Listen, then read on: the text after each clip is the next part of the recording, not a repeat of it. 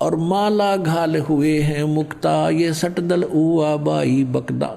आए है कहते माला पैर ली चार गले में, बाबा जी का भेष बना लिया, इस तरह मोक्ष मोक्ष हो गया। और सटदल उआ बाई बकदा, उआ बाई बकरे इनके पास यथार्थ ज्ञान नहीं है। और वेद पुराण पढ़ते हैं, गीता में कहीं नहीं लिखा ये नाम तुम जाप करते हो ये करो, या गीता जी में और वेदों में कहीं नहीं लिखा जो हठ योग तुम करते हो ये करो। फिर उनको पढ़ने का क्या लाभ हुआ आपको?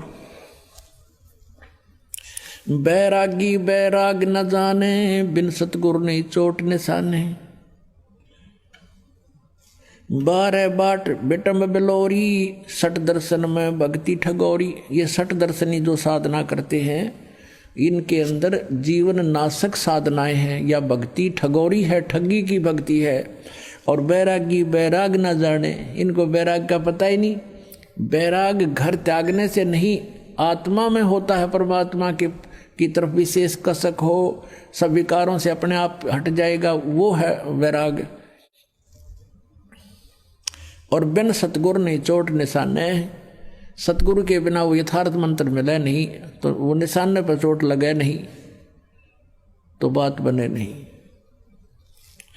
सन्यासी 10 नाम कहावे, शिव शिव करे न संशय जावे। निर्वाणी निकथ निसारा, भूल गए ये ब्रह्म द्वारा। इन ब्रह्म तक का विज्ञान कोई ना। सुन सन्यासी कुल क्रम नासी, बग में प्योंदी भूले धोंदी। छल सिद्धर की भक्ति ना कीजय, आगे जवाब कहो क्या दीजय। जंगम जैनी फोकट फैनी, नाम न चीना गुरु गुणहीना। नगन निराशा तन कुतरासा, पशु प्राणी स्वान समानी। अब कहते हैं जंगम जैनी और फोकट फैनी, इनके पास खक नहीं है जो साधना कर रहे हैं, शास्त्र विधि त्याग के कर रहे हैं। और नाम ना चीना गुरु गुणहीना, यानी नाम सही नाम मिला नहीं, पूर्ण संत उनको मिला नहीं, इसलिए गुरु जी से मिलने वाले जो गुण थे उनसे हीन रहे, उनको ज्ञान नहीं हुआ। वेद पुराणी कथा कहानी, पढ़ पढ़ भूले अर्थ न खुले। यो भी वैदा है, भूले रोगी हृदय के रोगी, कान चरावे भस्म रमावे। ये भी वैदा है। और कहते हैं वेद पुराणी कथा कहानी, पढ़ पढ़ भूले अर्थ नहीं खुले। इन्होंने वेदों को पढ़ा, पुराणों को पढ़ा, गीता जी को पढ़ा, कहते इनकी कहानी और बना ली इन्होंने, जो गूढ़ रहे से ये समझ नहीं सके, इनसे अर्थ नहीं खुले। जैसे गीता जी अध्याय नंबर 7 के और श्लोक नंबर 18 में ये अपनी साधना को स्पष्ट करा, अनुत्तम है, घटिया है मेरी, क्योंकि ना जन्म मृत्यु अर्जुन तेरा समाप्त हो ना मेरा हो, मेरी शरण में रहेगा, युद्ध तक करना पड़ेगा। गीता जी अध्याय नंबर 8 के श्लोक नंबर 5 और 7 में कहा कि तुम मेरे में मन वाला होगा तो मुझे प्राप्त होगा, मेरी भक्ति कर और युद्ध भी कर तो मुझे प्राप्त होगा। उसकी शरण में जाना है, परम शांति चाहिए तो 18वें अध्याय के 62वें श्लोक में कहा है कि सर्व भाव से उसकी शरण में जाओ, उस परमेश्वरी कृपा से तू परम शांति को प्राप्त होगा और सनातन परम धाम को प्राप्त होगा। तो कहते इन अर्थ खुले नहीं, पढ़े लेकिन अर्थ नहीं खुले, इनको अनुत्तम का अर्थ अति उत्तम करना बैठा दिया इन्होंने। और 18वें अध्याय के 66वें श्लोक में व्रज माने जाना होता है, इन्होंने आना कर दिया कि मेरी शरण में आ जा। श्री कृष्ण तो की शरण में तो पहले ही अर्जुन कह रहा दूसरे अध्याय के 7वें श्लोक में कि मैं आपकी शरण हूँ, आपका शिष्य हूँ, मेरी बुद्धि काम करना बंद करगी, मेरे हित में जो काम हो बात हो वह बताओ, मैं क्या करूँ। वो तो शरण में पहले ही था। अभी 18वें अध्याय के 66वें श्लोक में ये अर्थ करते हैं कि मेरी शरण में आ जाओ, तो पहले है उसकी शरण में। तो ये कहा है कि सर्वधर्मान परित्यज एकम शरणम व्रज, उस एक सर्वशक्तिमान की शरण में जा, व्रज माने जाना होता है। तो क्या कहते वेद पुराणी कथा कहानी, पढ़ पढ़ भूले अर्थ न खुले। यो भी वैदा है, वैदे से भेद अलहदा। अब बैरागी सन्यासी सेवड़े तन पर छार लगावे हैं, ये 500 नार 2500 लड़के है धुन धार मचावे हैं। अब कहते हैं बैरागी और सन्यासी सेवड़े ये शरीर के ऊपर राख रमा ली और घर त्याग दिया, सन्यास ले लिया, चले गए।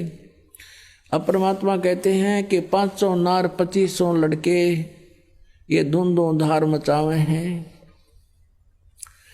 एक नारी त्याग दीनी 5 नारी गैल वे, पाया ना द्वारा मुक्ति का सुखदेव करीब सैल वे। एक सुखदेव नाम के ऋषि हुए हैं, कहते हैं उनको भी सत साधना के बिना मोक्ष प्राप्ति नहीं हुई।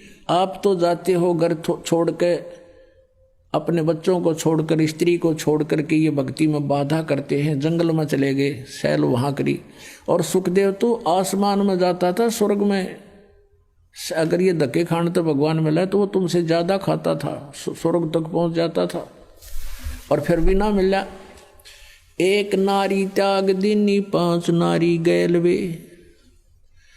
एक औरत को भक्ति बाधक जानकर त्याग कर तू जंगल में चला गया, तो तेरे साथ 5 बाधक और हैं, काम क्रोध मोह लोभ अहंकार। इनको त्याग बेटा जब तो वैरागी होगा। एक स्त्री को त्याग देने मात्र से तेरी बाधाएं खत्म नहीं हुई। अब क्या बताते हैं,